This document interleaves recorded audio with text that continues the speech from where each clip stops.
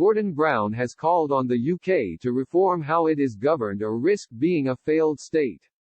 It comes after the former Labour Prime Minister has been described as the biggest threat to the SNP's rule in Scotland. The Scottish Labour Party is searching for a new leader after the previous incumbent Richard Leonard shocked the nation with his resignation earlier this month. Mr. Leonard held the position since November 2017.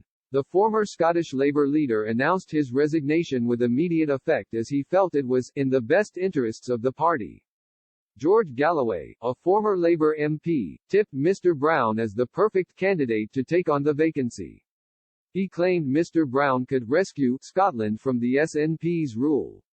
Writing on Twitter, Mr. Galloway said, "I have known Gordon Brown 45 years. Labour is not my party.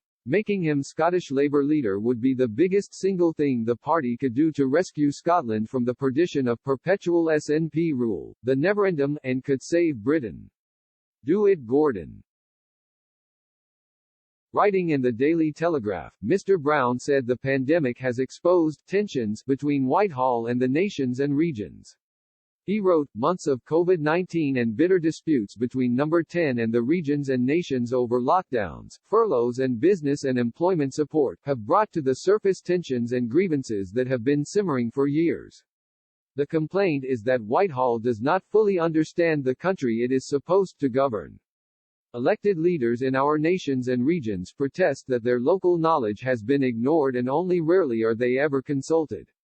Mr. Brown's comments come as polls suggest there is mounting support for Scottish independence. Scotland previously held an independence vote in 2014. The referendum saw 55% of Scotland reject leaving the UK. But Scotland's First Minister, Nicola Sturgeon, has been pushing for another independence vote after the UK left the European Union.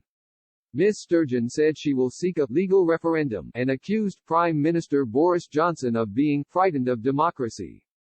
But Arlene Foster, leader of the devolved administration in Northern Ireland, said Ms. Sturgeon's proposed referendum would be reckless. Ms. Sturgeon told BBC's Andrew Marr show, "The polls no show a majority of people in Scotland want independence.